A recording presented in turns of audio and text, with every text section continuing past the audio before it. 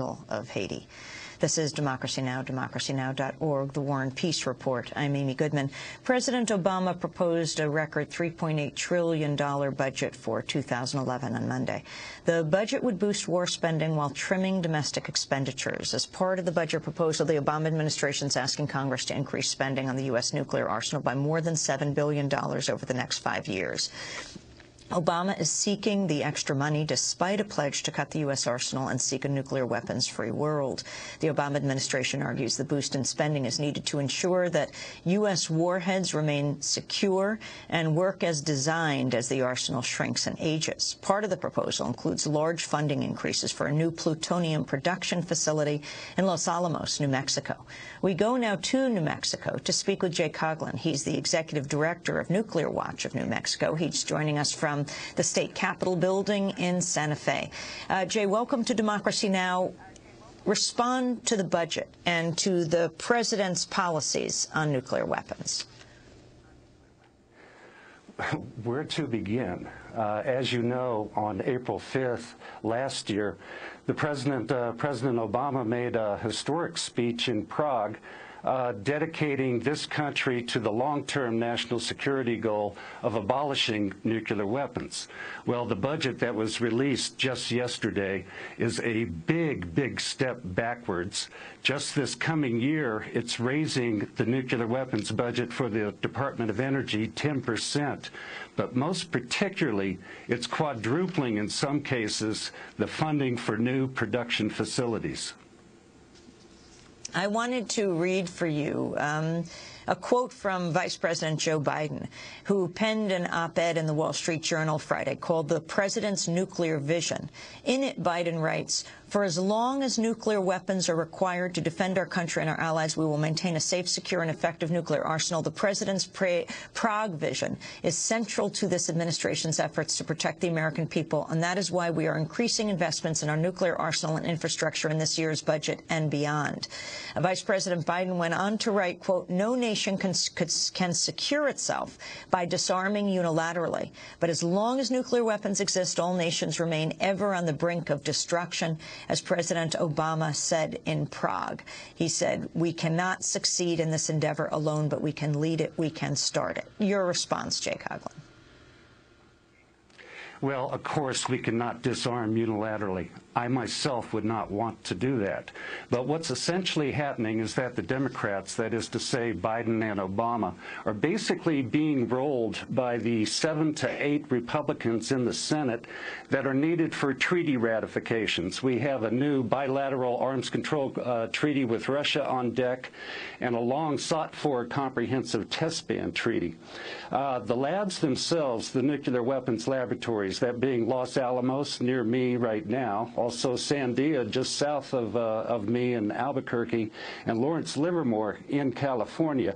They're using this opportunity just as they did a decade ago, the last time that the Comprehensive Test Ban Treaty was on the Senate floor for ratification.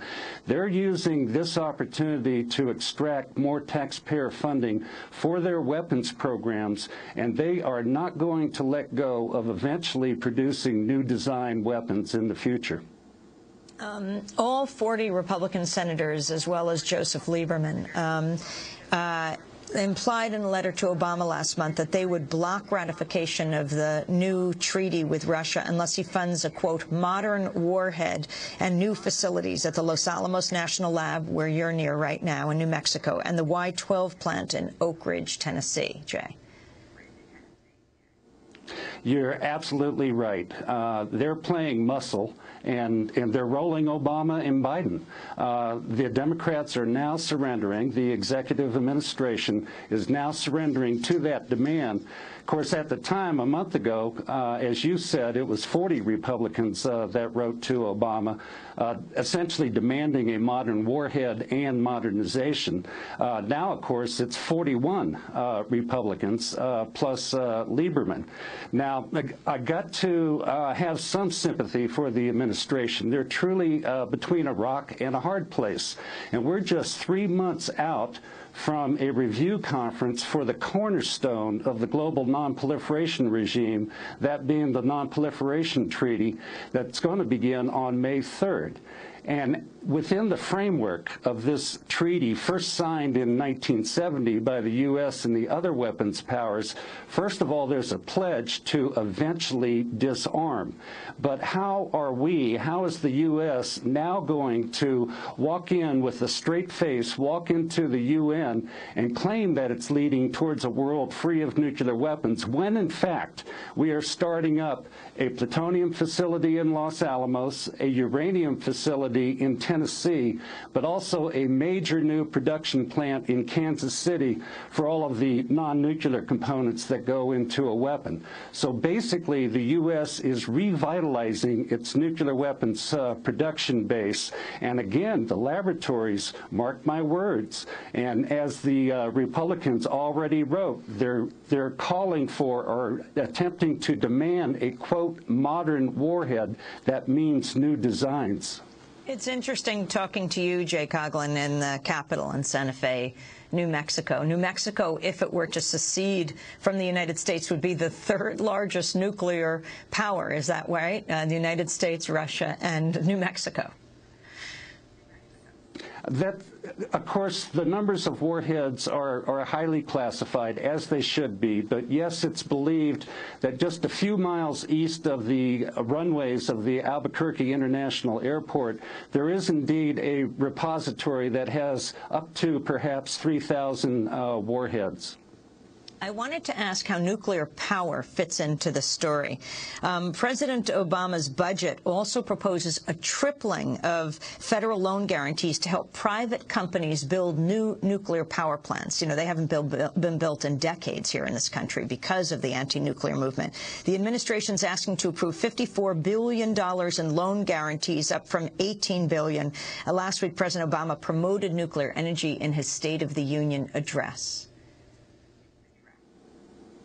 Well, my response to that is I'd actually like to see the free market work in the commercial sector of nuclear energy. As what you just stated, these proposed massive loans is essentially taxpayer-subsidized corporate welfare for the nuclear energy utilities. Again, let's have a little free market capitalism and have that energy sector rise or fall on its own power. Strip away the subsidies and let's see if it survives. I would contend that a dollar put into nuclear energy is a dollar robbed from true solutions, the real renewable energies that New Mexico in particular could be leading in.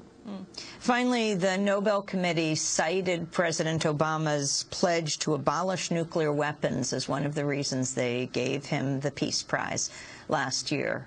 Jay Coughlin, what do you make of his latest proposals? We have 30 seconds.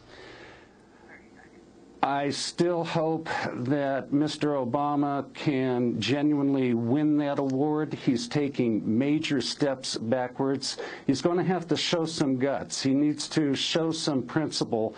He needs to show a steady hand, and he's got to play real politics. But the fact is that our existing stockpile is safe and reliable now. The lab's attempt to introduce new designs in the future will only undermine our confidence in the reliability of that stockpile. Jay Coughlin, Executive Director of Nuclear Watch of New Mexico, speaking to us from the Longhouse in Santa Fe, New Mexico, the state legislature. And that does it for today's program. If you'd like a copy, you can go to our website at democracynow.org. Democracy Now! Is produced by Mike Burke, Shrufa Dokadus, Aaron Monte, Angela Comet, Steve Martinez, Nicole Salazar, Hani Masood, Rafi Karen, Mike DeFilippo, Peter Cruz, Miguel Noguera, engineer. Special thanks to Becca Staley, Julie Crosby, Nick Gillick, Hugh Grant, Samantha Chambly, Jessel Noor, John Gerberg, Vesta Godars. I'm Amy Goodman. Thanks so much for joining us.